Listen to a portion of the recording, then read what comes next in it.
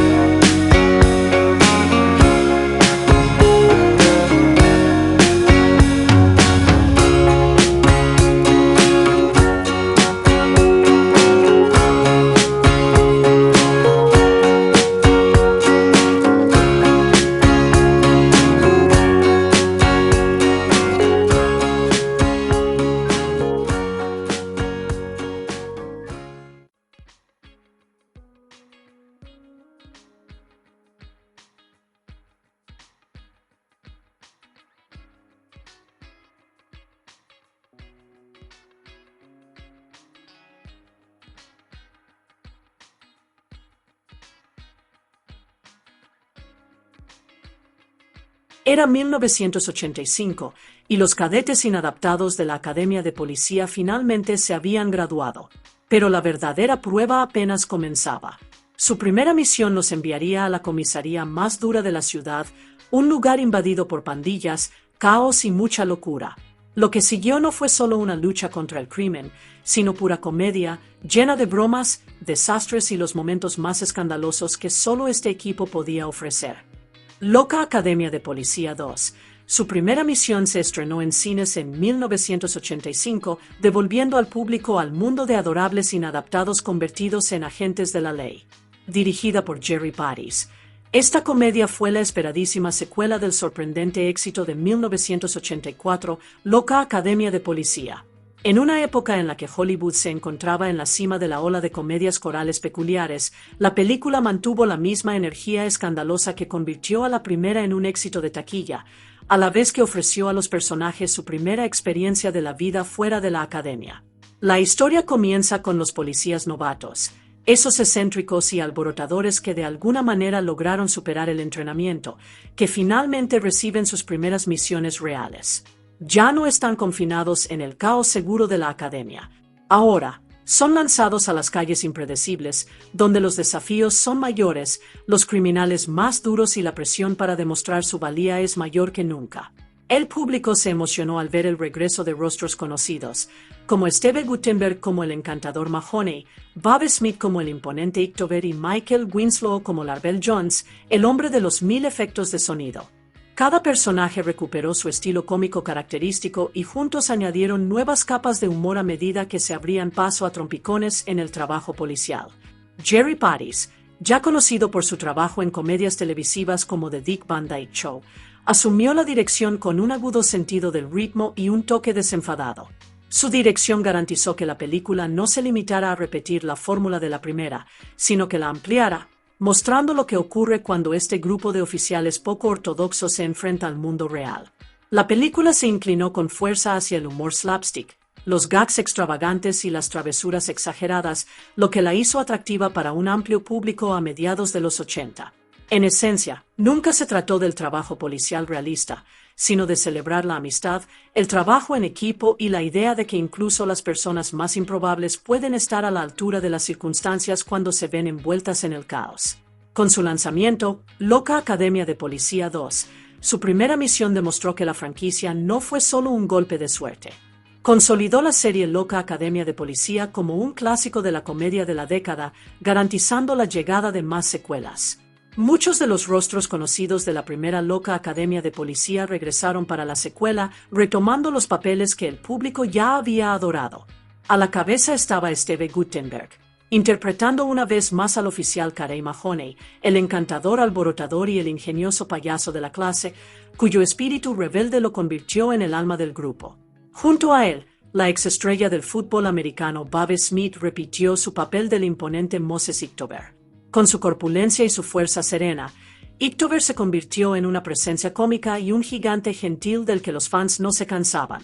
Marion Ramsey regresó como la oficial Laverne Hooks, con su voz suave y sus gestos tímidos que a menudo explotaban en sorprendentes explosiones de valentía. David Graff regresó como el oficial Eugene Tackleberry, el entusiasta de las armas cuya obsesión por las armas provocó algunas de las risas más salvajes de la película. Michael Winslow volvió a demostrar su talento único como el oficial Larvell Jones, la máquina de efectos de sonido humana. Desde sirenas hasta disparos y ruidos electrónicos, su talento vocal le dio un toque cómico completamente diferente que lo convirtió en uno de los personajes más memorables de la franquicia. Y, por supuesto, el querido actor veterano George Gaines repitió su papel como el comandante Eric Lazar, el bienintencionado pero deliciosamente despistado líder de la Academia de Policía. Su excéntrico encanto y su torpe sabiduría anclaron el caos, convirtiéndolo en una presencia destacada en cada escena. Sin embargo, una ausencia notable en esta secuela fue la de Leslie Easterbrook, quien no apareció como el sargento Callahan. Esto convierte a Loca Academia de Policía 2, su primera misión en la única película de toda la serie donde su personaje no está, un detalle que los fans de la franquicia suelen señalar al recordar la saga. Si bien la secuela recuperó a muchos de los personajes favoritos, también presentó un elenco de caras nuevas que aportaron energía fresca y humor a la historia. Howard Seaman asumió el papel del capitán Pete Lazar, hermano del comandante Eric Lazar. A diferencia de su despistado hermano, Pete era un poco más realista, pero aún así tuvo que lidiar con el caos que conllevaba la gestión de sus oficiales y la ola de delincuencia que amenazaba su comisaría. Su presencia le dio a la película un vínculo familiar, además de añadir otra capa de autoridad. Una de las incorporaciones más memorables fue Bobcat Goldthwait, quien interpretó a Seth, el extraño e impredecible líder de una pandilla callejera conocida como Los Pinche.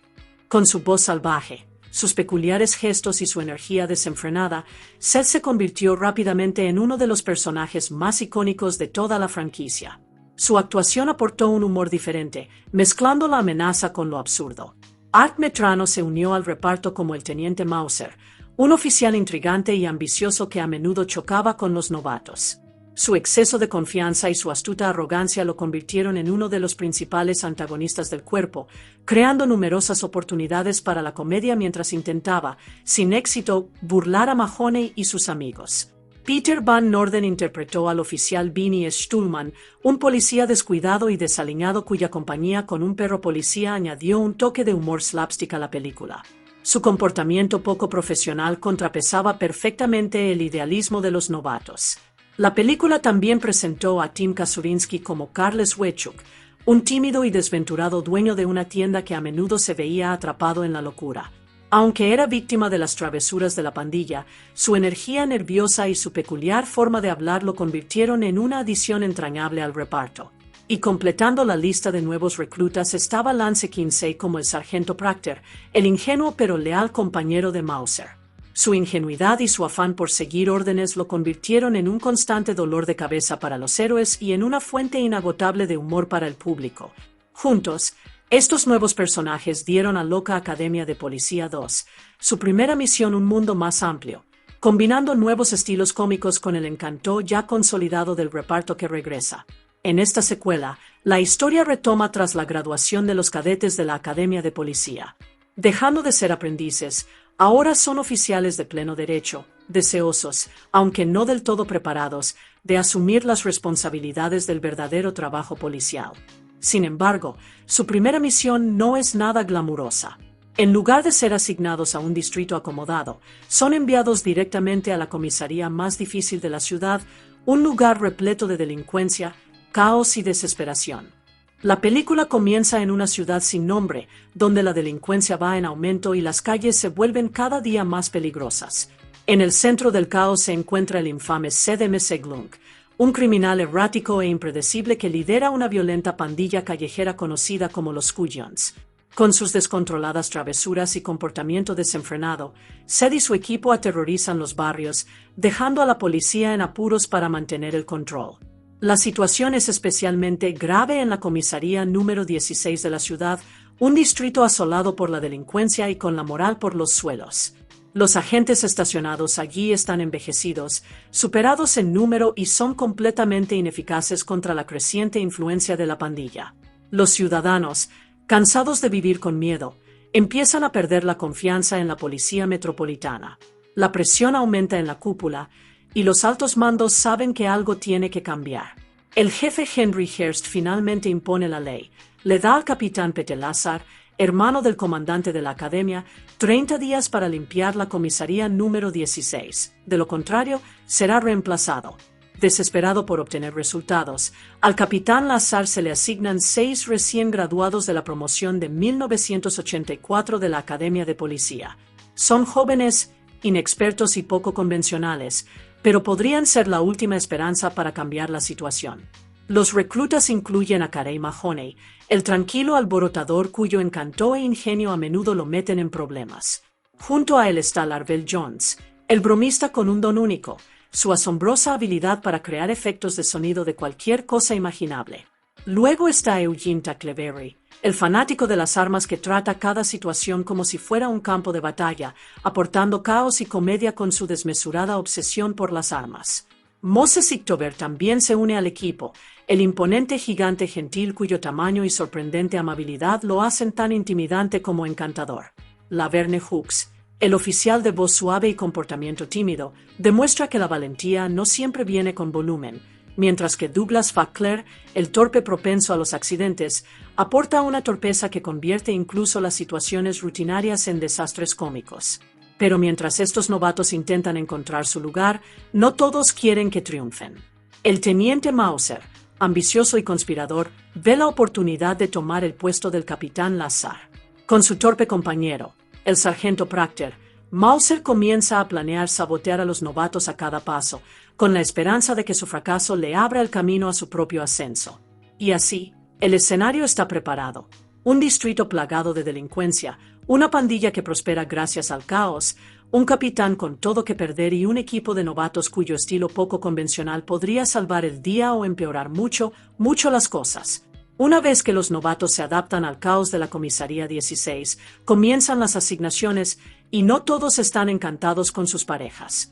El oficial Eugene Tackleberry, un entusiasta obsesionado con las armas que prácticamente adora la artillería pesada, es asignado a regañadientes a la sargento Kathleen Kirkland. Al principio, la ve como una oficial más, pero todo cambia cuando descubre que comparte su misma pasión por las armas de fuego. Donde otros podrían sentirse perturbados por el amor de Tackleberry por las armas, Kirkland está fascinado. No pasa mucho tiempo antes de que salten chispas, y lo que comienza como una colaboración a regañadientes se convierte rápidamente en un romance inesperado, basado en el lenguaje de las balas, las fundas y la potencia de fuego.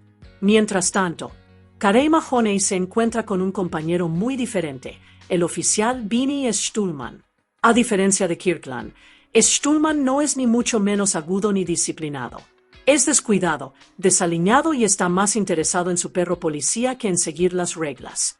La pareja parece condenada al fracaso desde el principio, pero Mahoney, con su habitual encanto, intenta sacarle el máximo provecho. Su primera prueba de fuego llega cuando responden a un robo a mano armada en una pequeña tienda de lámparas propiedad del nervioso empresario Karl Swechuk. Aterrorizado e impotente, Swechuk observa cómo los ladrones arrasan su tienda, dejándolo sumido en la desesperación. Mahoney y Stulman se apresuran a detener el crimen, pero las cosas no salen según lo planeado. Con la llegada de refuerzos al lugar, la confusión se convierte rápidamente en caos. En lugar de coordinarse contra los ladrones, la policía empieza a disparar sin control. En el calor del momento, se atacan accidentalmente. Las balas vuelan, las lámparas se hacen añicos y la situación se convierte en un caos cómico. En medio de todo, los verdaderos criminales se escabullen sin ser detectados, escapando en la noche mientras los oficiales se apresuran a controlar el desastre que han creado. Para los ciudadanos de la ciudad, este incidente se convierte en un ejemplo más de la incompetencia de la policía.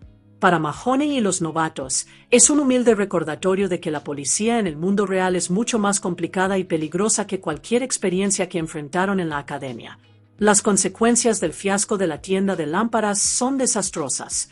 Lo que se suponía que sería una respuesta directa a un robo termina en un caos absoluto, con mercancía destrozada, impactos de bala por todas partes y civiles aterrorizados que buscan refugio. Cuando se calma la situación, se calculan los daños, y la cifra es asombrosa, $76.813 en destrucción, todo causado por los mismos oficiales que se suponía debían evitarlo. El teniente Mauser, siempre buscando la oportunidad de desacreditar a los novatos, la aprovecha de inmediato. Presumido y ansioso por demostrar que el capitán Pete Lazar no es apto para el mando, Mauser solicita la suspensión de los oficiales. Parece la oportunidad perfecta para reforzar su control de la comisaría y acercar a Lazar a su reemplazo.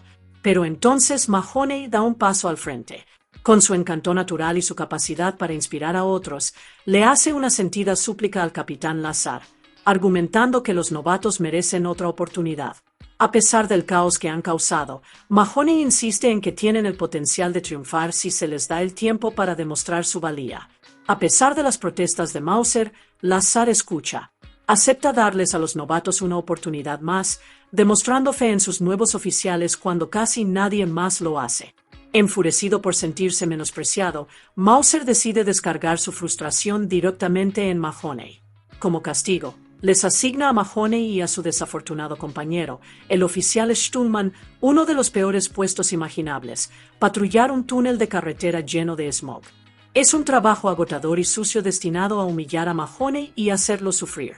Pero Mahoney no es de los que se quedan de brazos cruzados ante el castigo. Con su picardía característica, planea la venganza perfecta. Durante el tiempo que Mauser pasa en el vestuario de la estación, Mahoney cambia discretamente el champú del teniente por una botella de resina epoxi. El resultado es instantáneo e histérico. Mauser se enjabona, solo para descubrir que tiene las manos firmemente pegadas a la cabeza. El orgulloso y engreído teniente se ve repentinamente reducido a una figura cómica. Mientras los novatos y sus superiores se enfrascan en sus propias batallas dentro de la comisaría, las calles afuera se sumen cada vez más al caos. Sed y su pandilla de lunáticos, los Pinche, no se rinden ni un segundo. Vandalizan propiedades, destrozan escaparates y saquean a su antojo, dejando a los ciudadanos aterrorizados y furiosos. La ciudad está prácticamente sitiada, y la comisaría 16 se ve más débil que nunca. El capitán Pete Lazar finalmente decide que ya ha tenido suficiente. Decidido a recuperar el control de sus calles, se enfrenta personalmente a un grupo de hombres de sed. Pero la valentía por sí sola no basta. Superado en número y dominado, Lazar se ve rodeado. Lo que comienza como una demostración de autoridad se convierte rápidamente en un espectáculo humillante cuando la pandilla lo domina, lo rocía con pintura y lo envía de vuelta a su comisaría humillado y derrotado. Por un momento, parece que los criminales han ganado, pero Lazar se niega a permitir que su orgullo se hunda. Animando a sus oficiales, pronuncia un discurso que sorprende a todos. Con pasión, les dice que se acabó el tiempo de las excusas. No pueden permitirse más errores, accidentes ni retrasos. La banda lo ha avergonzado a él, a la comisaría y ha aterrorizado a la ciudad. Ahora es su deber, novatos o no, restablecer el orden y acabar con los pinchos de una vez por todas. El discurso despierta algo en los nuevos oficiales. Inspirados y decididos, lanzan una ofensiva a gran escala contra la banda de sed.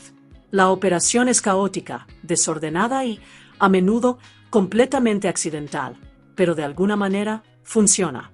Uno a uno, los miembros de los pinchos son detenidos. A veces, los arrestos son resultado de una reacción rápida. Otras veces, la pura suerte o errores garrafales llevan a los criminales a las manos esposadas. Al final de la redada, las cifras hablan por sí solas. 42 pandilleros están tras las rejas, una cifra alarmante que de repente da un atisbo de esperanza a la comisaría 16.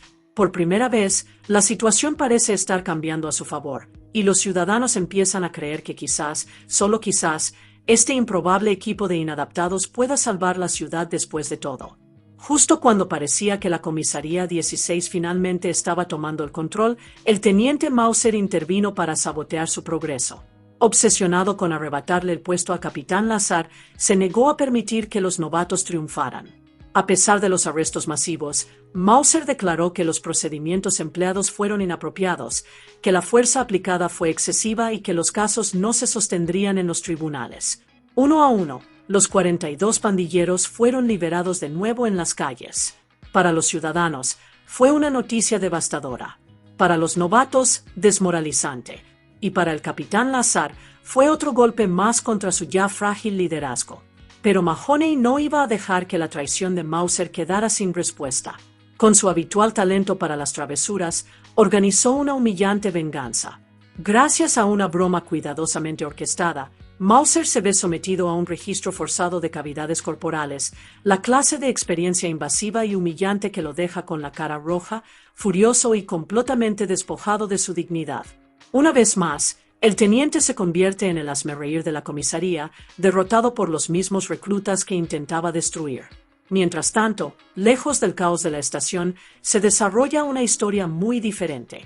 Eugene Tackleberry, el oficial implacable y amante de las armas cuya vida gira en torno a la potencia de fuego, invita a la sargento Kathleen Kirkland a una cita. A primera vista, la pareja parece extraña, dos oficiales unidos por su obsesión compartida con las armas de fuego, pero rápidamente se transforma en algo inesperadamente tierno. Durante la cena y la conversación, las barreras entre ellos se derrumban. Tackleberry, normalmente tan rígido e intenso, se suaviza en su presencia. Kirkland, igualmente entusiasta de las armas, ve no solo a un soldado, sino a un hombre que comparte sus pasiones y peculiaridades. Al final de la noche, ambos están perdidamente enamorados. Su romance culmina en uno de los momentos cómicos más icónicos de la película. Mientras se preparan para consumar su amor, ambos empiezan a desatar sus innumerables armas ocultas, pistolas, cuchillos y artefactos ocultos por doquier. La pila crece cada vez más, un cómico testimonio de su mutua obsesión. Y una vez que finalmente dejan el arsenal a un lado, comparten su primera noche juntos, una mezcla de comedia y ternura que demuestra que incluso los oficiales más excéntricos son capaces de encontrar el amor verdadero. Con la reputación de la comisaría pendiendo de un hilo, el capitán Pete Lazar acude a su hermano, el comandante Eric Lazar, en busca de consejo. Eric sugiere una idea audaz pero arriesgada: organizar una feria callejera. Si el público ve que la comisaría interactúa directamente con la comunidad, quizá recupere la confianza y los ciudadanos finalmente crean que la policía es capaz de protegerlos. El capitán Lazar toma el consejo en serio. Pronto, la comisaría organiza una animada feria en pleno centro de la ciudad, con comida, música y entretenimiento. Se supone que es un símbolo de unidad, una oportunidad para demostrar que la policía y la comunidad pueden luchar juntos contra el crimen. Al principio, el ambiente es alegre y esperanzador, pero esa paz no dura mucho. Sed y su pandilla se enteran del evento, y el caos es precisamente lo que les apasiona. Los pinches asaltan la feria, convirtiéndola en un circo de destrucción. Puestos destrozados, propiedades vandalizadas y ciudadanos aterrorizados se dispersan en todas direcciones. Los novatos se apresuran a detener la locura, pero la magnitud del caos es abrumadora. En lugar de contener la violencia, se ven arrastrados por ella, incapaces de mantener el orden mientras la feria se derrumba en un desastre. Las consecuencias son inmediatas y brutales. Para el público, la feria es una señal más de que la comisaría 16 está completamente fuera de control. Para los altos mandos, es la prueba de que Pete Lazar ha fracasado en su misión. Al día siguiente, se emite el veredicto: Lazar es destituido de su puesto de capitán. Su sustituto, nada menos que el teniente Mauser, quien ha conspirado y manipulado para llegar al puesto que siempre ha codiciado. Mauser, sin perder tiempo en hacer alarde de su nueva autoridad, busca vengarse de quienes lo humillaron. Suspende a Mahoney por orquestar la humillante broma del registro de cavidades corporales, le retira su placa y deja claro que no tolerará la insubordinación. Y cuando el oficial Vinnie Stuhlman interviene para defender a su compañero, Mauser también lo castiga, suspendiéndolo junto con Mahoney. Para los novatos, la pérdida de su capitán y la destitución de sus amigos es un golpe devastador. La moral se desploma y, por primera vez, la misión de salvar la comisaría parece imposible. Con Mauser al mando y la banda de Seth descontrolada, la ciudad parece más cerca que nunca de perderse. Con Mauser al mando y su confianza debilitada, los novatos se encuentran en una encrucijada. Pero Mahoney, siempre dispuesto a ceder, se niega a dejar que la banda o las intrigas de Mauser triunfen. Junto con el recién degradado capitán Lazar y el leal Stuhlman, urde un plan audaz. Si los altos mandos no les permiten combatir el crimen oficialmente, tomarán cartas en el asunto. La idea es arriesgada: enviar a Mahoney de incógnito para infiltrarse en la banda de Seth. Haciéndose pasar por Jugead, un exmiembro de una banda rival llamada Los Archos, Mahoney espera ganarse la confianza de Seth el tiempo suficiente para descubrir el escondite de la banda y sus planes. Para mantenerlo a salvo, Lazar y Stuhlman se encargan de supervisar la operación. Le equipan con un micrófono oculto, ingeniosamente camuflado como un juguete novedoso del señor micrófono, que les permite espiar todos sus movimientos. Al principio, el plan marcha sobre ruedas. Mahoney, con su encanto e ingenio, convence a Seth y a su banda de inadaptados de que es auténtico. La pandilla lo acepta y lo lleva de vuelta a su base de operaciones, un zoológico inquietante y ruinoso, abandonado hace tiempo. Las jaulas desmoronadas y los senderos cubiertos de malezas son el escenario perfecto para el retorcido reino de la pandilla, un lugar donde la anarquía campa a sus anchas y los pinches gobiernan sin oposición. Pero la fachada no dura. Justo cuando Lazar y Stuhlman escuchan a distancia, ocurre un desastre. El señor micrófono capta de repente un anuncio de radio en directo, cuya alegre voz comercial resuena a todo volumen desde el transmisor oculto de Mahoney. La pandilla se queda paralizada, con los ojos entrecerrados por la sospecha. En un instante, el disfraz de Mahoney se desmorona. Seth, impredecible y peligroso, no pierde el tiempo. Se lanza contra Mahoney, y ambos se ven envueltos en una feroz pelea a cuchillo en medio del decrépito zoológico. Es un caos. Mahoney esquiva, zigzaguea, lucha desesperadamente por sobrevivir contra la energía frenética de Seth. Por primera vez, lo que está en juego ya no son bromas, ascensos ni reputación. Se trata de sobrevivir y de demostrar de una vez por todas que los novatos tienen lo necesario para enfrentarse al peligro real. Mientras la operación encubierta se descontrola, el capitán Lazar no pierde tiempo.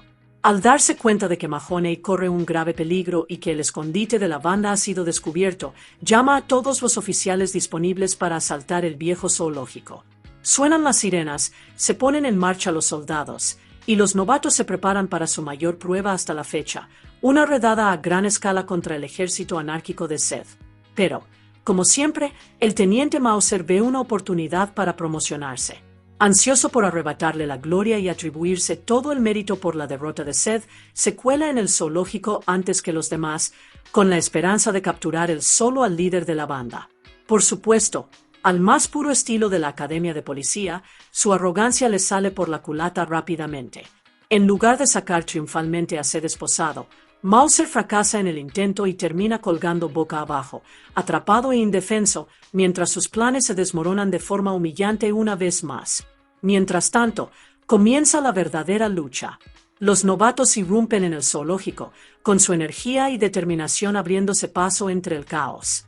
La pandilla de Seth, sorprendida y al darse cuenta de que su escondite ya no es seguro, entra en pánico.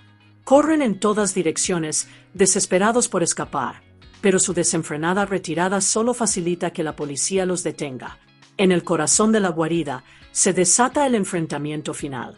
Lazar, Mahoney y el oficial Laverne Hooks se enfrentan cara a cara con Seth y sus leales restantes. Para Lazar, es la oportunidad de recuperar su dignidad. Para Mahoney, la prueba definitiva de coraje. Y para Hooks, el momento de demostrar que incluso la voz más silenciosa puede transmitir autoridad. Juntos, reúnen fuerzas, superan a la pandilla en maniobras y finalmente someten a Seth. 1-1, los pinches son arrestados, y su reinado de caos se detiene bruscamente. Lo que comenzó como una vergonzosa lucha por la comisaría se transforma en una contundente victoria. Contra todo pronóstico, los novatos, despedidos, subestimados y saboteados, se mantienen erguidos como héroes, demostrando que su lugar está en el uniforme y que el trabajo en equipo, incluso con inadaptados, puede triunfar sobre la locura. Tiempo después, el orden se restablece, las calles son más seguras y los novatos finalmente se ganan el respeto que antes les costaba demostrar. El capitán Pete Lazar es restituido, su honor y su posición restaurados, y se yergue orgulloso junto a los hombres y mujeres que lo ayudaron a cambiar el rumbo.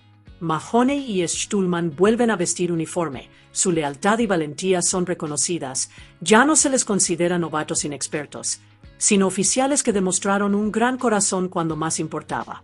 Y entonces, al más puro estilo de la Academia de Policía, la historia no concluye con el caos del crimen, sino con una celebración del amor. Todo el escuadrón se reúne para la boda de Eugene Tackleberry y la sargento Kathleen Kirkland, una pareja hecha en el cielo. Su romance comenzó con la chispa de la potencia de fuego compartida y ahora culmina con votos intercambiados bajo el sonido de las campanas de la iglesia. Por una vez, Tackleberry deja las armas a un lado, mientras él y Kirkland comienzan una nueva vida juntos, animados por sus amigos y compañeros oficiales. Risas, música y alegría llenan el aire, dando un emotivo final a la primera misión real de los cadetes.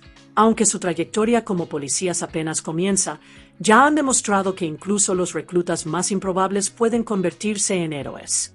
Y con esto, cae el telón de Loca Academia de Policía 2, su primera misión. Pero la aventura, por supuesto, está lejos de terminar. En el corazón de Loca Academia de Policía 2 se encuentran los rostros familiares que el público llegó a adorar en la primera película. Liderando la carga una vez más está Steve Guttenberg, quien regresa al papel del oficial Carey Mahoney, el ingenioso payaso de la clase cuyo encanto travieso siempre logra salvar el día de las maneras más inesperadas. A su lado, literalmente, se yergue Babe Smith como el oficial Moses Ictober, el gigante gentil cuya imponente presencia solo es igualada por su bondadoso corazón y sorprendente sentido del humor.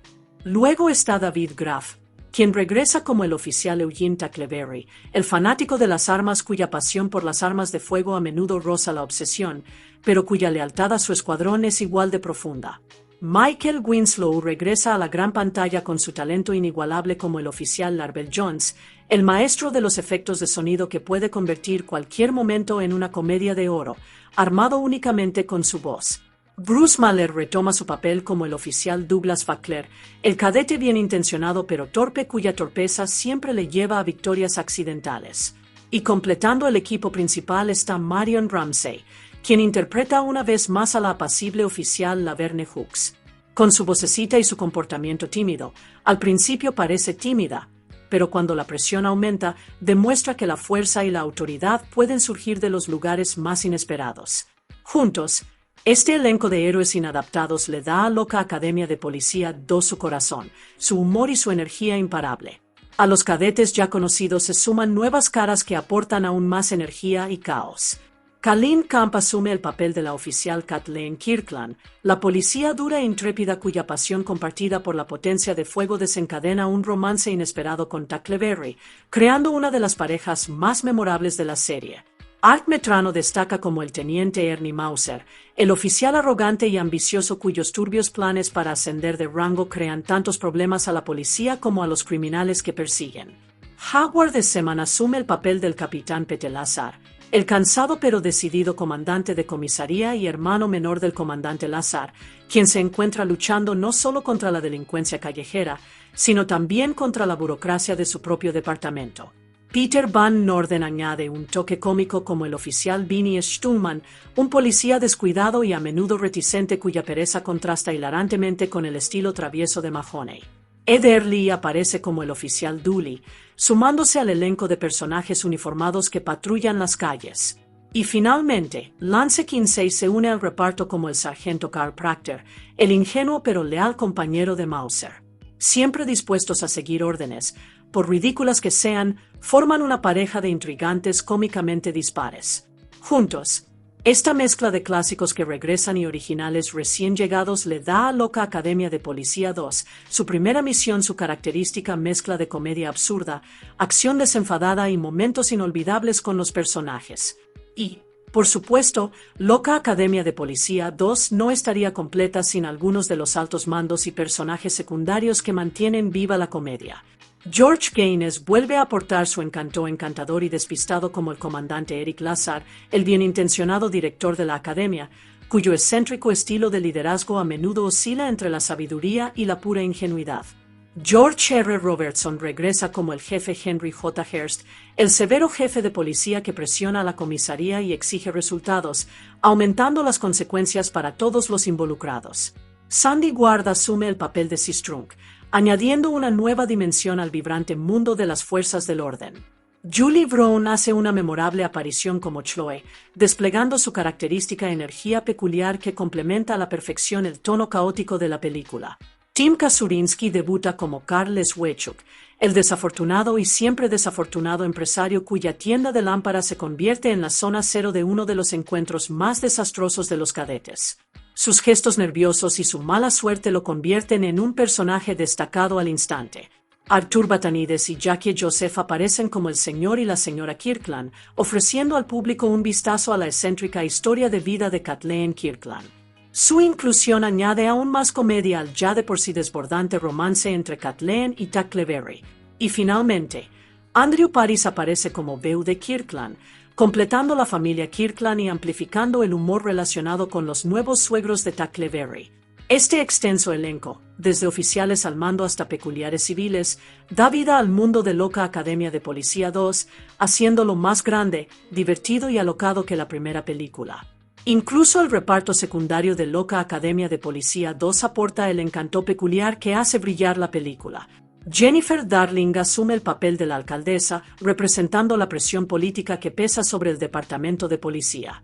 Su personaje subraya cuánto depende la ciudad del capitán Lazar y su equipo de inadaptados para cambiar la situación. Lucy Lee Flippin aparece como la mamá en el auto, un papel breve pero memorable que añade un toque de absurdo cotidiano a la comedia callejera de la película. Un joven Jason Hervey, quien más tarde se haría reconocible en aquellos años maravillosos, interpreta a Brian, inyectando energía juvenil a la historia. Rich Hall interpreta a un punk callejero, parte del pintoresco lado criminal de la ciudad, añadiendo un toque crudo pero cómico al caos en pantalla. Jim Reid Boyce interpreta a Michael, el chico pijo, representando el otro extremo del espectro social de la ciudad, un recordatorio de que la comedia en Loca Academia de Policía no escatima estereotipos. Y finalmente, Diana Bellamy ofrece uno de los momentos más escandalosos de la película como la enfermera de registro de cavidades corporales, atrapada en una de las elaboradas bromas de Mahoney que deja al teniente Mauser humillado. Es un papel breve, pero se convierte en uno de los gags inolvidables de la secuela. Juntos, estos personajes menores pueden aparecer solo por un momento, pero ayudan a enriquecer el mundo cómico de Loca Academia de Policía 2, haciendo que la ciudad se sienta viva, impredecible y divertidísima en todo momento.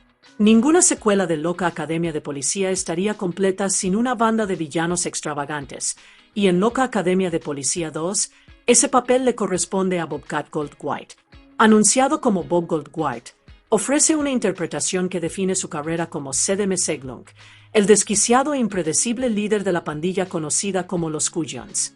Con su energía frenética, su voz rasposa y su comportamiento errático, Ced es menos una mente maestra criminal y más una fuerza del caos desatada en la ciudad. Puede que aterrorice a la comisaría, pero para el público es pura comedia. Lo respaldan sus leales pandilleros, cada uno aportando su toque peculiar a los Cuyons. Christopher Jackson interpreta a Mojo, aportando arrogancia y fuerza a las travesuras de la pandilla, mientras que Church Ortiz aparece como Flaco, otro de los impredecibles tenientes de Ced que ayudan a mantener la ciudad en constante caos. El productor Paul Maslansky fue sincero sobre las realidades de hacer una secuela. La mudanza a Los Ángeles no solo incrementó los costos, sino que el propio elenco se encontraba ahora en una posición más sólida. Tras el éxito de la primera película, los actores, naturalmente, querían más dinero para regresar. Los costos iniciales, explicó Maslansky, refiriéndose al talento principal, ascendieron a aproximadamente $1,5 millones. Y eso incluye mis propios honorarios. En otras palabras, antes de que se rodara una sola cámara, una parte considerable del presupuesto ya estaba comprometida para traer de vuelta a las caras conocidas que el público adoraba. También hubo contratiempos detrás de la cámara. Maslansky admitió que perdieron algo de tiempo al principio de la producción porque tuvo que cambiar de director apenas un par de semanas después de comenzar el rodaje. Podría haber sido un desastre, pero el cambio se convirtió en una bendición. Jerry Paris, el veterano director de televisión que finalmente tomó las riendas, logró ponerse al día con una velocidad notable y aportar su propio ritmo cómico al proyecto. Jerry Paris, dijo Maslansky con sincero elogio, ha hecho un gran trabajo poniéndose al día. La combinación de mayores costos, negociaciones con el elenco y un cambio repentino de director podría haber hundido el proyecto. Sin embargo, esos desafíos ayudaron a convertir Loca Academia de Policía 2 en la secuela más grande y audaz que el estudio deseaba, una que mantuvo la franquicia a toda marcha. Incluso Steve Guttenberg, la cara visible del oficial Carey Mahoney y el corazón de la franquicia, tenía sus dudas sobre su regreso. Al principio, no estaba convencido de que la secuela pudiera estar a la altura de la original. No me convencía mucho hacer la secuela, admitió Guttenberg. No creía que el guión fuera tan bueno como el de la primera. Fue un momento de duda que podría haber dejado a Loca Academia de Policía 2 sin su personaje principal. Pero las cosas empezaron a cambiar a medida que se revisaban el guión, reforzando la comedia y afinando la historia. Y lo que es más importante, Guttenberg se reunió con el productor Paul Maslansky. Tras la conversación, sus dudas empezaron a disiparse. Pero ha mejorado, dijo, y después de hablar con Paul, decidí darle otra oportunidad. Esa decisión resultó crucial. Con Guttenberg de vuelta, Loca Academia de Policía 2 conservó el encanto travieso y el ritmo cómico que el público había adorado de la primera película. Su regreso no solo fue el pilar de la secuela, sino que también le dio a todo el elenco la energía familiar que necesitaban para volver a sus papeles. Cuando Loca Academia de Policía 2, su primera misión finalmente llegó a los cines, la respuesta fue inmediata. Estrenada en 1.613 pantallas, la película recaudó la impresionante suma de $10,6 millones en su primer fin de semana. En aquel momento, no solo fue un debut brillante, sino que estableció un nuevo récord para un estreno en marzo. El impulso no se detuvo ahí. A finales de 1985, la película se situó como la 11ª película más taquillera en Estados Unidos, con un total nacional de $55,6 millones. A nivel mundial, las cifras aumentaron aún más, con la secuela recaudando $115 millones en los mercados globales. Cuando se publicaron los resultados finales, Loca Academia de Policía 2 había obtenido unas ganancias de $20,5 millones, un éxito rotundo para los estándares de mediados de los 80. A pesar de los mayores costes de producción, las negociaciones con el reparto e incluso el cambio inicial de dirección, la película no solo se mantuvo firme, sino que demostró que la franquicia había llegado para quedarse. Para Warner Bros. Y el productor Paul Maslansky, el triunfo de taquilla de la película confirmó lo que esperaban. El público no solo estaba interesado en la primera generación de policías inadaptados, sino que quería ver a dónde los llevarían sus aventuras después. A pesar de su éxito de taquilla, Loca Academia de Policía 2, su primera misión enfrentó una ardua batalla con la crítica. Los críticos de todo el mundo se apresuraron a señalar que la secuela no tenía la misma chispa que la original. Para muchos, el encanto de ver a cadetes improbables abrirse camino en las fuerzas del orden se había desvanecido tras una sola película. En Rotten Tomatoes, la película obtuvo un índice de aprobación de tan solo el 28%, basado en 18 reseñas, un claro indicador de la decepción de la crítica. Metacritic se hizo eco de esa opinión, otorgándole una puntuación de 39 sobre 100, con la contundente calificación de críticas generalmente desfavorables. Palabras como floja, predecible y reciclada aparecieron con frecuencia en la cobertura. Y, sin embargo, para el público, nada de esto importó realmente. El humor slapstick, los villanos caricaturescos y el regreso del elenco de héroes excéntricos ofrecieron a los espectadores justo lo que buscaban: comedia desenfadada y personajes familiares que ya apreciaban. En 1985, los cinéfilos no juzgaban la película por su originalidad, estaban allí para reír, divertirse y ver a Mahoney y a sus compañeros inadaptados sortear otra misión imposible. En muchos sentidos, esa fue la verdadera fuerza de la franquicia. Aunque la crítica la desestimó, los fans la acogieron con entusiasmo. La secuela no solo generó ingresos, sino que consolidó las películas de Loca Academia de Policía como una fuente fiable de comedia para el resto de la década. Warner Bros. Tenía pruebas irrefutables de que la fórmula funcionaba, y en poco tiempo, una tercera película, Loca Academia de Policía 3, De vuelta a la escuela, ya estaba en el horizonte. Así que, aunque Loca Academia de Policía 2 no consiguiera la aprobación de la crítica, aseguró algo mucho más valioso, un público que seguía regresando. Y en Hollywood, eso fue suficiente para mantener viva la franquicia y para garantizar que las aventuras de Mahoney, Tackleberry, Hooks, Ictober y el resto de la pandilla estuvieran lejos de terminar. Publicaciones especializadas como Variety fueron especialmente contundentes en su evaluación de Loca Academia de Policía 2, su primera misión. La revista señaló que, si bien la película recuperó a gran parte del elenco original, carecía de la chispa creativa del equipo detrás de cámaras de la primera. Con la excepción del productor Paul Maslansky, ninguna de las fuerzas creativas clave de la original participó. La secuela cuenta con gran parte del elenco de la original, pero ninguno de sus principales talentos creativos detrás de cámaras, salvo el productor Paul Maslansky, afirmaba la reseña. La crítica sugería que, sin esa misma visión que guiara la secuela, la película cayó en la trampa de simplemente repetirse. La reseña continuaba destacando que el único actor realmente destacado del elenco era el recién llegado Art Metrano, cuya interpretación del teniente Mauser, ávido de poder, le dio a la película su toque cómico más agudo. El único actor que ha sacado algo de provecho de esta obra, escribió la revista, es el recién llegado a la serie, Art Metrano, en el papel de un ambicioso teniente empeñado en tomar las riendas del departamento. Fue una observación reveladora, mientras el público seguía riéndose de las travesuras de Mahoney, Ictober, Tackleberry y Hooks. Los críticos creían que la frescura había decaído y que solo unas pocas actuaciones conseguían elevar el nivel del material. Cuando Loca Academia de Policía 2, su primera misión llegó a los cines en 1985, el público pudo haber corrido a verla, pero la crítica se mostró mucho menos entusiasta. Muchos críticos consideraron que la secuela tuvo dificultades para capturar el encanto original de la primera película, recurriendo en cambio a gags reciclados y un humor más generalizado. La publicación especializada Variety ofreció una de las evaluaciones más reveladoras. La reseña observó que, si bien la película recuperó a gran parte del elenco original, le faltaba la misma chispa creativa tras la cámara. Con Hugh Wilson, el director de la primera película, ausente del proyecto, la secuela quedó en manos de Jerry Paris, quien tenía experiencia en comedia televisiva. Según Variety, ese cambio de talento entre bastidores se vio reflejado en la pantalla. Aún así, el periódico encontró un rayo de esperanza. El recién llegado Art Metrano, como el intrigante teniente Mauser, quien fue descrito como de alguna manera logrando brillar en las circunstancias más turbias. Las travesuras de Metrano, ávidas de poder, aportaron una nueva energía a una fórmula por lo demás familiar. La reseña también reconoció que Michael Winslow, demostrando una vez más su asombrosa habilidad con los efectos de sonido, tuvo un par de buenos momentos que provocaron risas genuinas.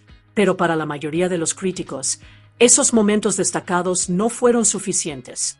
Las reseñas se quejaron con frecuencia de la falta de originalidad de la película, de que su humor resultaba forzado y de que la secuela parecía más un producto apresurado, fruto de las expectativas del estudio, que una película hecha con auténtica inspiración. El New York Times, por ejemplo, desestimó la película como una secuela en sí misma, señalando que los chistes eran a menudo predecibles y que gran parte del reparto parecía infrautilizado. Roger Ebert, quien ya se había mostrado poco entusiasta con la primera Loca Academia de Policía, tampoco quedó impresionado por la secuela, describiéndola como poco más que una repetición dirigida directamente a los fans poco exigentes de la original. En los sitios web de agregadores de reseñas actuales, el consenso refleja esas primeras respuestas. En Rotten Tomatoes, La película tiene un bajo índice de aprobación del 28%, mientras que Metacritic le otorga una puntuación de 39 sobre 100, lo que significa críticas generalmente desfavorables. En retrospectiva, la recepción pinta un panorama claro. Mientras que el público ansiaba más travesuras de Mahoney, Ictober, Tackleberry y el resto de la pandilla, los críticos sintieron que el humor ya había perdido fuerza para la segunda entrega. Sin embargo, a pesar de esta ola de negatividad, Loca Academia de Policía 2 demostró que la franquicia había alcanzado algo más que la aclamación de la crítica. Fue una prueba de que a veces la brecha entre crítica y público puede ser enorme. Los espectadores acudieron en masa al cine, se rieron de las travesuras e impulsaron la película al éxito de taquilla, incluso mientras los críticos se encogían de hombros.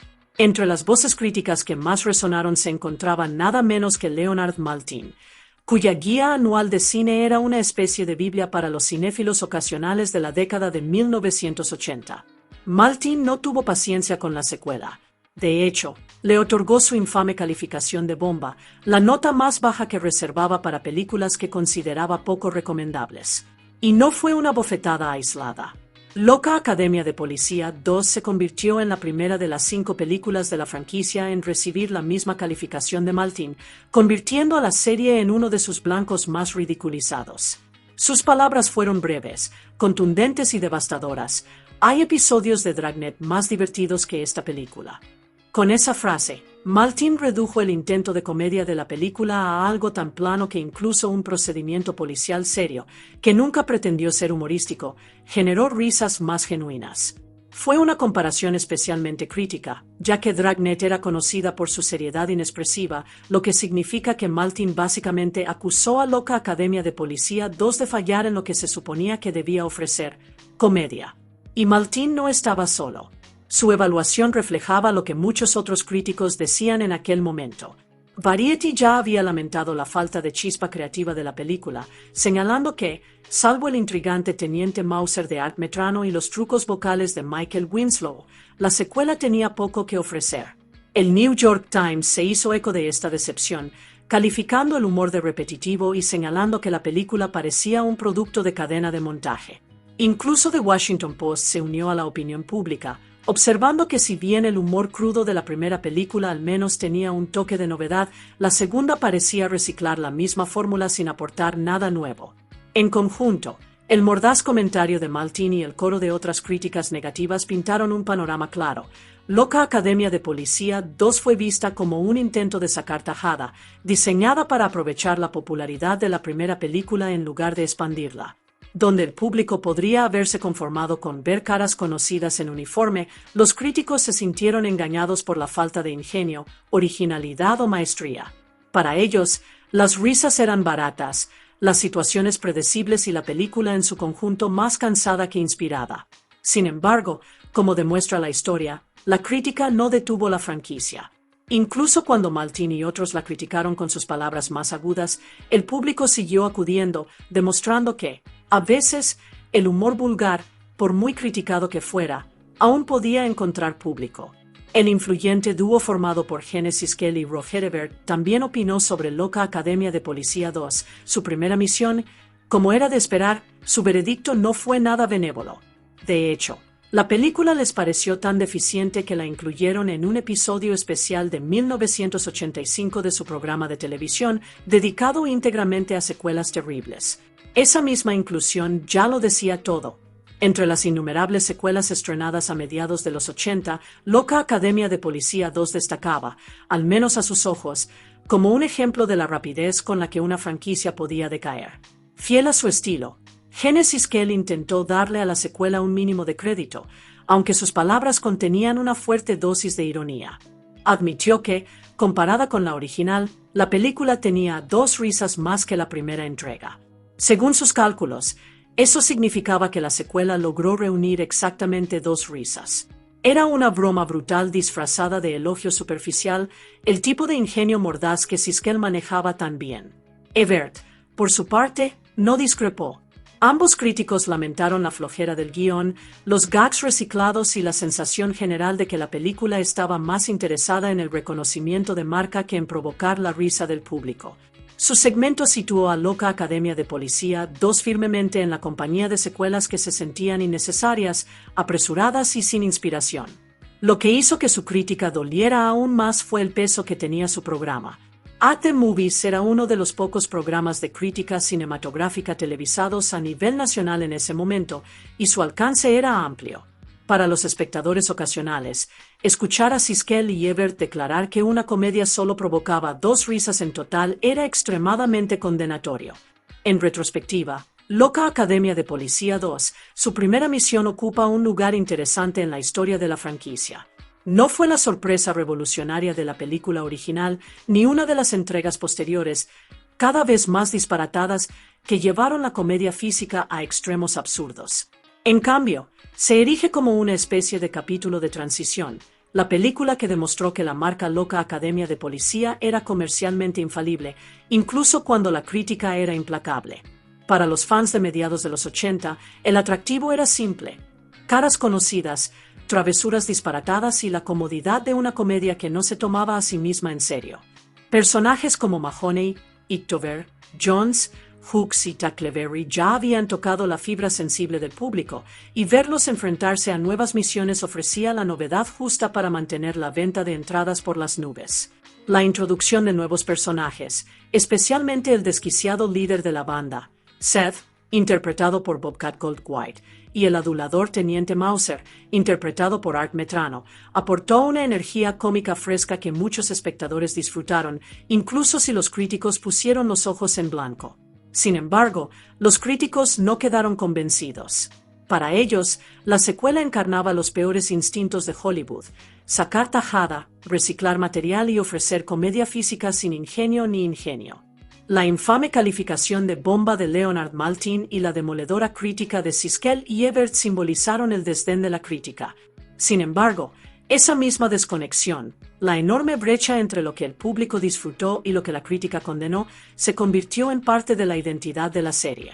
Loca Academia de Policía nunca fue diseñada para ganar Oscars ni excelentes críticas. Su objetivo era hacer reír a la gente de la manera más simple y sonora posible.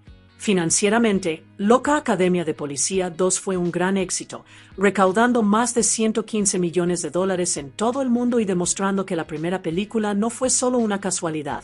Su éxito aseguró que Warner Bros. Redobló la apuesta por la franquicia, convirtiendo lo que podría haber sido una comedia aislada en un éxito de 7 películas que se extendió a lo largo de la década. Al año siguiente, Loca Academia de Policía 3, de vuelta al entrenamiento, llegó a los cines, manteniendo vivo el ciclo de crítica y aprobación del público. Hoy en día, Loca Academia de Policía 2 se recuerda menos como una comedia clásica y más como una pieza nostálgica de la cultura pop. Para los fans de la serie, es una película reconfortante, un recordatorio del estilo amplio y caricaturesco de la comedia de los 80. Para otros, es un símbolo de los excesos de Hollywood, donde las secuelas prosperaron independientemente de su calidad. En cualquier caso, se consolidó como parte del tejido cultural de su época, el tipo de película que puede no ganarse el respeto de la crítica, pero que perdura gracias a sus personajes hateables, su caos humorístico y el simple hecho de que hizo reír al público, independientemente de lo que dijeran las críticas. Al final, Loca Academia de Policía 2, su primera misión, se erigió como una secuela que la crítica detestaba, pero que el público no se cansaba de ver. Recaudó millones en taquilla, introdujo nuevos personajes favoritos de los fans y mantuvo la franquicia a flote durante el resto de la década. Ya sea que la recuerdes como una comedia de placer culpable o como un símbolo del entretenimiento palomita de los 80, una cosa es segura: los cadetes de la Loca Academia de Policía apenas habían comenzado su emocionante aventura.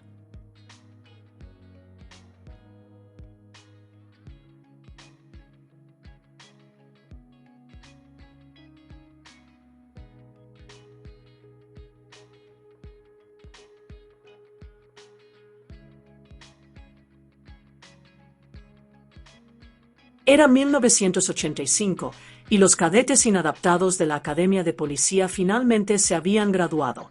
Pero la verdadera prueba apenas comenzaba. Su primera misión los enviaría a la comisaría más dura de la ciudad, un lugar invadido por pandillas, caos y mucha locura. Lo que siguió no fue solo una lucha contra el crimen, sino pura comedia, llena de bromas, desastres y los momentos más escandalosos que solo este equipo podía ofrecer. Loca Academia de Policía 2. Su primera misión se estrenó en cines en 1985, devolviendo al público al mundo de adorables inadaptados convertidos en agentes de la ley. Dirigida por Jerry Paris. Esta comedia fue la esperadísima secuela del sorprendente éxito de 1984, Loca Academia de Policía. En una época en la que Hollywood se encontraba en la cima de la ola de comedias corales peculiares, la película mantuvo la misma energía escandalosa que convirtió a la primera en un éxito de taquilla, a la vez que ofreció a los personajes su primera experiencia de la vida fuera de la academia. La historia comienza con los policías novatos, esos excéntricos y alborotadores que de alguna manera lograron superar el entrenamiento, que finalmente reciben sus primeras misiones reales. Ya no están confinados en el caos seguro de la academia. Ahora, son lanzados a las calles impredecibles, donde los desafíos son mayores, los criminales más duros y la presión para demostrar su valía es mayor que nunca. El público se emocionó al ver el regreso de rostros conocidos, como Steve Guttenberg como el encantador Mahoney, Bob Smith como el imponente Ictover y Michael Winslow como Larbell Jones, el hombre de los 1000 efectos de sonido. Cada personaje recuperó su estilo cómico característico y juntos añadieron nuevas capas de humor a medida que se abrían paso a trompicones en el trabajo policial. Jerry Paris, ya conocido por su trabajo en comedias televisivas como The Dick Van Dyke Show, asumió la dirección con un agudo sentido del ritmo y un toque desenfadado. Su dirección garantizó que la película no se limitara a repetir la fórmula de la primera, sino que la ampliara, mostrando lo que ocurre cuando este grupo de oficiales poco ortodoxos se enfrenta al mundo real. La película se inclinó con fuerza hacia el humor slapstick, los gags extravagantes y las travesuras exageradas, lo que la hizo atractiva para un amplio público a mediados de los 80. En esencia, nunca se trató del trabajo policial realista, sino de celebrar la amistad, el trabajo en equipo y la idea de que incluso las personas más improbables pueden estar a la altura de las circunstancias cuando se ven envueltas en el caos. Con su lanzamiento, Loca Academia de Policía 2, su primera misión demostró que la franquicia no fue solo un golpe de suerte. Consolidó la serie Loca Academia de Policía como un clásico de la comedia de la década, garantizando la llegada de más secuelas. Muchos de los rostros conocidos de la primera Loca Academia de Policía regresaron para la secuela, retomando los papeles que el público ya había adorado. A la cabeza estaba Steve Guttenberg, interpretando una vez más al oficial Carey Mahoney, el encantador alborotador y el ingenioso payaso de la clase, cuyo espíritu rebelde lo convirtió en el alma del grupo. Junto a él, la exestrella del fútbol americano Bob Smith repitió su papel del imponente Moses Ictover. Con su corpulencia y su fuerza serena, Ictover se convirtió en una presencia cómica y un gigante gentil del que los fans no se cansaban. Marion Ramsey regresó como la oficial Laverne Hooks, con su voz suave y sus gestos tímidos que a menudo explotaban en sorprendentes explosiones de valentía. David Graff regresó como el oficial Eugene Tackleberry, el entusiasta de las armas cuya obsesión por las armas provocó algunas de las risas más salvajes de la película. Michael Winslow volvió a demostrar su talento único como el oficial Larbell Jones, la máquina de efectos de sonido humana. Desde sirenas hasta disparos y ruidos electrónicos, su talento vocal le dio un toque cómico completamente diferente que lo convirtió en uno de los personajes más memorables de la franquicia. Y, por supuesto, el querido actor veterano George Gaines repitió su papel como el comandante Eric Lazar, el bienintencionado pero deliciosamente despistado líder de la Academia de Policía. Su excéntrico encanto y su torpe sabiduría anclaron el caos, convirtiéndolo en una presencia destacada en cada escena. Sin embargo, una ausencia notable en esta secuela fue la de Leslie Easterbrook, quien no apareció como el sargento Callahan. Esto convierte a Loca Academia de Policía 2, su primera misión en la única película de toda la serie donde su personaje no está, un detalle que los fans de la franquicia suelen señalar al recordar la saga. Si bien la secuela recuperó a muchos de los personajes favoritos, también presentó un elenco de caras nuevas que aportaron energía fresca y humor a la historia. Howard Seaman asumió el papel del capitán Pete Lazar, hermano del comandante Eric Lazar.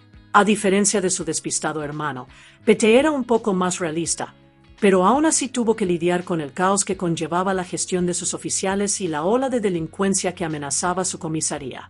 Su presencia le dio a la película un vínculo familiar, además de añadir otra capa de autoridad. Una de las incorporaciones más memorables fue Bobcat Goldthwait, quien interpretó a Zed, el extraño e impredecible líder de una pandilla callejera conocida como Los Pinche. Con su voz salvaje, sus peculiares gestos y su energía desenfrenada, Zed se convirtió rápidamente en uno de los personajes más icónicos de toda la franquicia. Su actuación aportó un humor diferente, mezclando la amenaza con lo absurdo. Art Metrano se unió al reparto como el Teniente Mauser, un oficial intrigante y ambicioso que a menudo chocaba con los novatos. Su exceso de confianza y su astuta arrogancia lo convirtieron en uno de los principales antagonistas del cuerpo, creando numerosas oportunidades para la comedia mientras intentaba, sin éxito, burlar a Mahoney y sus amigos. Peter Van Norden interpretó al oficial Vinnie Stulman, un policía descuidado y desaliñado cuya compañía con un perro policía añadió un toque de humor slapstick a la película. Su comportamiento poco profesional contrapesaba perfectamente el idealismo de los novatos. La película también presentó a Tim Kazurinsky como Carles Wechuk, un tímido y desventurado dueño de una tienda que a menudo se veía atrapado en la locura.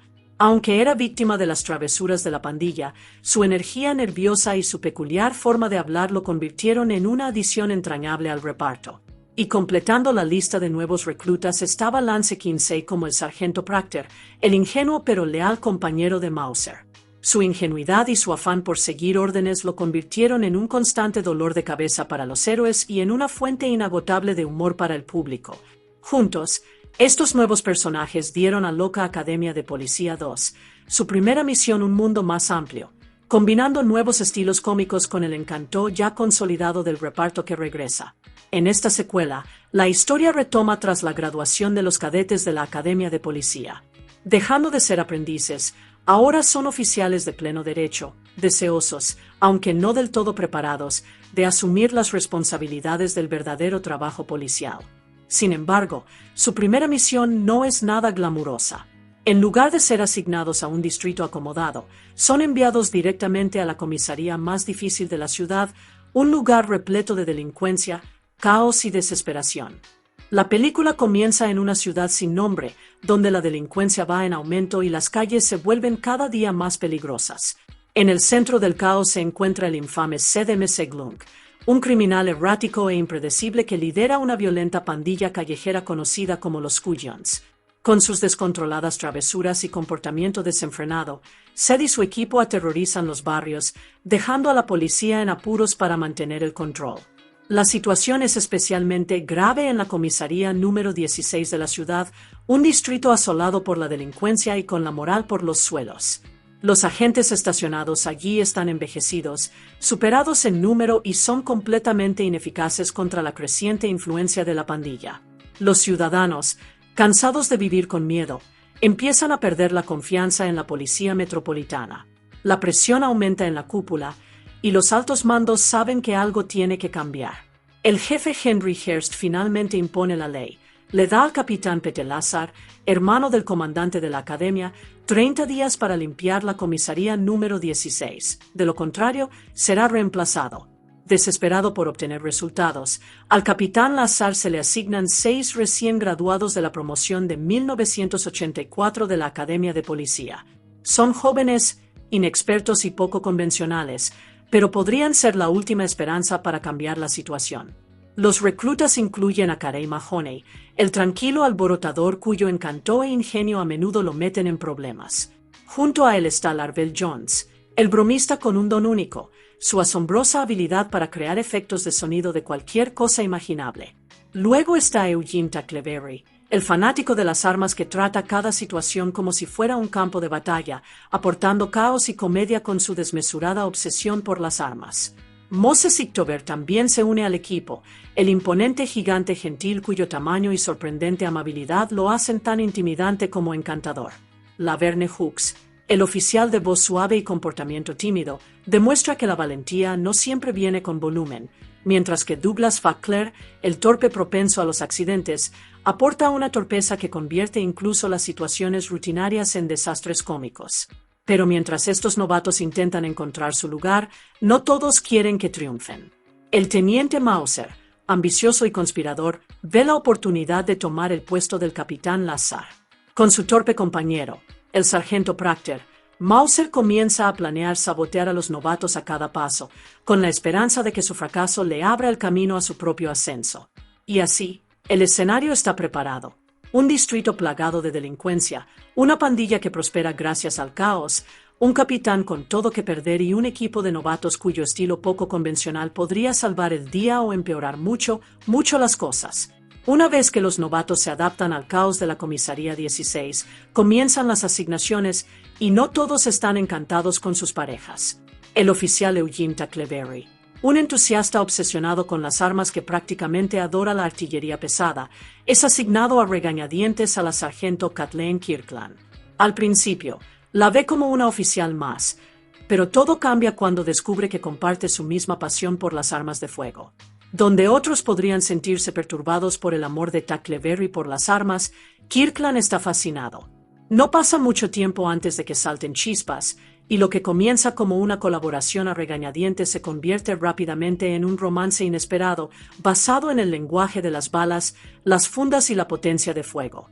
Mientras tanto, Carey Mahoney se encuentra con un compañero muy diferente, el oficial Vinnie Stulman. A diferencia de Kirkland, Stulman no es ni mucho menos agudo ni disciplinado. Es descuidado, desaliñado y está más interesado en su perro policía que en seguir las reglas. La pareja parece condenada al fracaso desde el principio, pero Mahoney, con su habitual encanto, intenta sacarle el máximo provecho.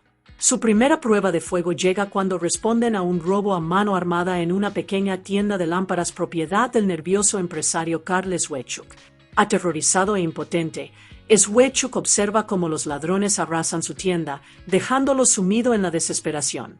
Mahoney y Stulman se apresuran a detener el crimen, pero las cosas no salen según lo planeado. Con la llegada de refuerzos al lugar, la confusión se convierte rápidamente en caos. En lugar de coordinarse contra los ladrones, la policía empieza a disparar sin control. En el calor del momento, se atacan accidentalmente. Las balas vuelan, las lámparas se hacen añicos y la situación se convierte en un caos cómico. En medio de todo, los verdaderos criminales se escabullen sin ser detectados, escapando en la noche mientras los oficiales se apresuran a controlar el desastre que han creado. Para los ciudadanos de la ciudad, este incidente se convierte en un ejemplo más de la incompetencia de la policía. Para Mahoney y los novatos, es un humilde recordatorio de que la policía en el mundo real es mucho más complicada y peligrosa que cualquier experiencia que enfrentaron en la academia. Las consecuencias del fiasco de la tienda de lámparas son desastrosas. Lo que se suponía que sería una respuesta directa a un robo termina en un caos absoluto, con mercancía destrozada, impactos de bala por todas partes y civiles aterrorizados que buscan refugio. Cuando se calma la situación, se calculan los daños, y la cifra es asombrosa, $76.813 en destrucción, todo causado por los mismos oficiales que se suponía debían evitarlo. El teniente Mauser, siempre buscando la oportunidad de desacreditar a los novatos, la aprovecha de inmediato. Presumido y ansioso por demostrar que el capitán Pete Lazar no es apto para el mando, Mauser solicita la suspensión de los oficiales. Parece la oportunidad perfecta para reforzar su control de la comisaría y acercar a Lazar a su reemplazo. Pero entonces Mahoney da un paso al frente. Con su encanto natural y su capacidad para inspirar a otros, le hace una sentida súplica al capitán Lazar, argumentando que los novatos merecen otra oportunidad. A pesar del caos que han causado, Mahoney insiste en que tienen el potencial de triunfar si se les da el tiempo para demostrar su valía. A pesar de las protestas de Mauser, Lazar escucha. Acepta darles a los novatos una oportunidad más, demostrando fe en sus nuevos oficiales cuando casi nadie más lo hace. Enfurecido por sentirse menospreciado, Mauser decide descargar su frustración directamente en Mahoney. Como castigo, les asigna a Mahoney y a su desafortunado compañero, el oficial Stulman, uno de los peores puestos imaginables, patrullar un túnel de carretera lleno de smog. Es un trabajo agotador y sucio destinado a humillar a Mahoney y hacerlo sufrir. Pero Mahoney no es de los que se quedan de brazos cruzados ante el castigo. Con su picardía característica, planea la venganza perfecta. Durante el tiempo que Mauser pasa en el vestuario de la estación, Mahoney cambia discretamente el champú del teniente por una botella de resina epoxi. El resultado es instantáneo e histérico. Mauser se enjabona, solo para descubrir que tiene las manos firmemente pegadas a la cabeza. El orgulloso y engreído teniente se ve repentinamente reducido a una figura cómica. Mientras los novatos y sus superiores se enfrascan en sus propias batallas dentro de la comisaría, las calles afuera se sumen cada vez más al caos. Sed y su pandilla de lunáticos, los Pinche, no se rinden ni un segundo. Vandalizan propiedades, destrozan escaparates y saquean a su antojo, dejando a los ciudadanos aterrorizados y furiosos. La ciudad está prácticamente sitiada, y la comisaría 16 se ve más débil que nunca. El capitán Peter Lazar finalmente decide que ya ha tenido suficiente. Decidido a recuperar el control de sus calles, se enfrenta personalmente a un grupo de hombres de sed. Pero la valentía por sí sola no basta. Superado en número y dominado, Lazar se ve rodeado.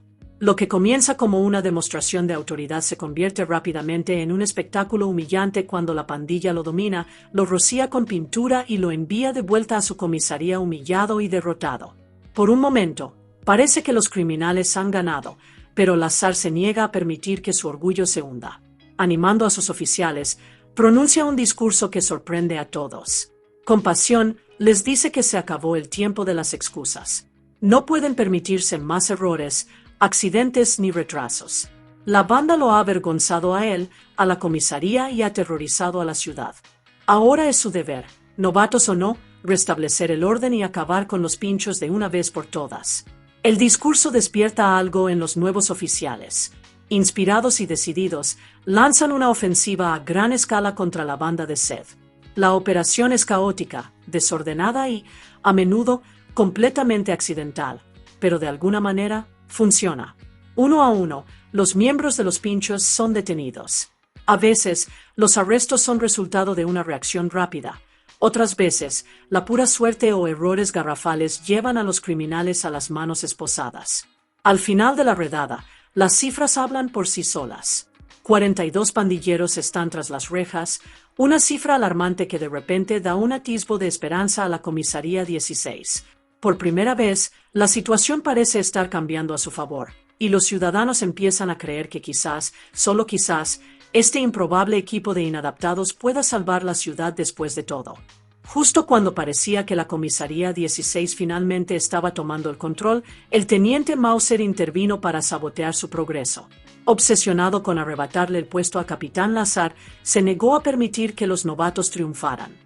A pesar de los arrestos masivos, Mauser declaró que los procedimientos empleados fueron inapropiados, que la fuerza aplicada fue excesiva y que los casos no se sostendrían en los tribunales. Uno a uno, los 42 pandilleros fueron liberados de nuevo en las calles. Para los ciudadanos, fue una noticia devastadora. Para los novatos, desmoralizante. Y para el capitán Lazar, fue otro golpe más contra su ya frágil liderazgo. Pero Mahoney no iba a dejar que la traición de Mauser quedara sin respuesta. Con su habitual talento para las travesuras, organizó una humillante venganza. Gracias a una broma cuidadosamente orquestada, Mauser se ve sometido a un registro forzado de cavidades corporales, la clase de experiencia invasiva y humillante que lo deja con la cara roja, furioso y completamente despojado de su dignidad. Una vez más, el teniente se convierte en el hazmerreír de la comisaría, derrotado por los mismos reclutas que intentaba destruir. Mientras tanto, lejos del caos de la estación, se desarrolla una historia muy diferente. Eugene Tackleberry, el oficial implacable y amante de las armas cuya vida gira en torno a la potencia de fuego, invita a la sargento Kathleen Kirkland a una cita. A primera vista, la pareja parece extraña, dos oficiales unidos por su obsesión compartida con las armas de fuego, pero rápidamente se transforma en algo inesperadamente tierno. Durante la cena y la conversación, las barreras entre ellos se derrumban. Tackleberry, normalmente tan rígido e intenso, se suaviza en su presencia. Kirkland, igualmente entusiasta de las armas, ve no solo a un soldado, sino a un hombre que comparte sus pasiones y peculiaridades. Al final de la noche, ambos están perdidamente enamorados. Su romance culmina en uno de los momentos cómicos más icónicos de la película. Mientras se preparan para consumar su amor, ambos empiezan a desatar sus innumerables armas ocultas, pistolas, cuchillos y artefactos ocultos por doquier. La pila crece cada vez más, un cómico testimonio de su mutua obsesión.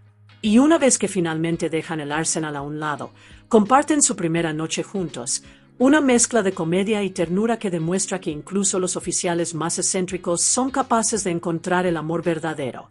Con la reputación de la comisaría pendiendo de un hilo, el capitán Peter Lazar acude a su hermano, el comandante Eric Lazar, en busca de consejo. Eric sugiere una idea audaz pero arriesgada: organizar una feria callejera. Si el público ve que la comisaría interactúa directamente con la comunidad, quizá recupere la confianza y los ciudadanos finalmente crean que la policía es capaz de protegerlos. El capitán Lazar toma el consejo en serio.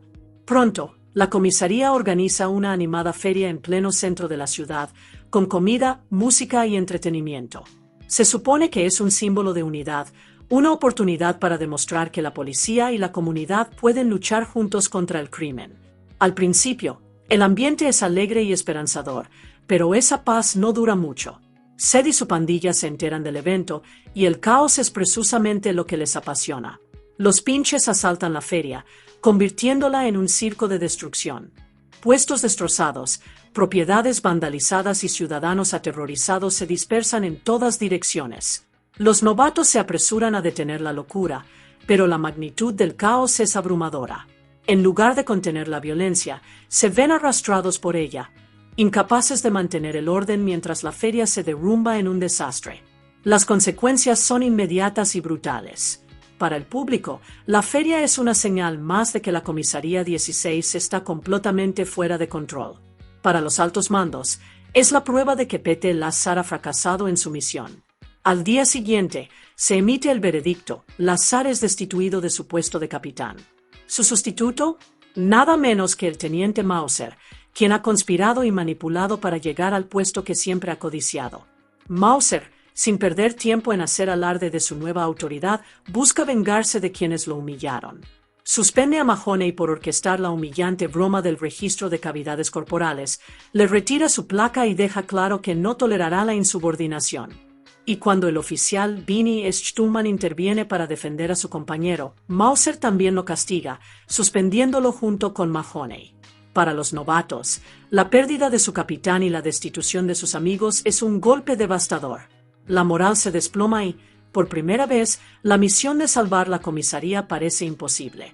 Con Mauser al mando y la banda de Sed descontrolada, la ciudad parece más cerca que nunca de perderse. Con Mauser al mando y su confianza debilitada, los novatos se encuentran en una encrucijada. Pero Mahoney, siempre dispuesto a ceder, se niega a dejar que la banda o las intrigas de Mauser triunfen. Junto con el recién degradado capitán Lazar y el leal Stuhlman, urde un plan audaz. Si los altos mandos no les permiten combatir el crimen oficialmente, tomarán cartas en el asunto. La idea es arriesgada: enviar a Mahoney de incógnito para infiltrarse en la banda de Sed. Haciéndose pasar por Jugead, un exmiembro de una banda rival llamada Los Archos, Mahoney espera ganarse la confianza de Sed el tiempo suficiente para descubrir el escondite de la banda y sus planes. Para mantenerlo a salvo, Lazar y Stuhlman se encargan de supervisar la operación. Le equipan con un micrófono oculto, ingeniosamente camuflado como un juguete novedoso del señor micrófono, que les permite espiar todos sus movimientos. Al principio, el plan marcha sobre ruedas. Mahoney, con su encanto e ingenio, convence a Sed y a su banda de inadaptados de que es auténtico. La pandilla lo acepta y lo lleva de vuelta a su base de operaciones, un zoológico inquietante y ruinoso, abandonado hace tiempo. Las jaulas desmoronadas y los senderos cubiertos de malezas son el escenario perfecto para el retorcido reino de la pandilla, un lugar donde la anarquía campa a sus anchas y los pinches gobiernan sin oposición. Pero la fachada no dura. Justo cuando Lazar y Stuhlman escuchan a distancia, ocurre un desastre. El señor micrófono capta de repente un anuncio de radio en directo, cuya alegre voz comercial resuena a todo volumen desde el transmisor oculto de Mahoney. La pandilla se queda paralizada, con los ojos entrecerrados por la sospecha.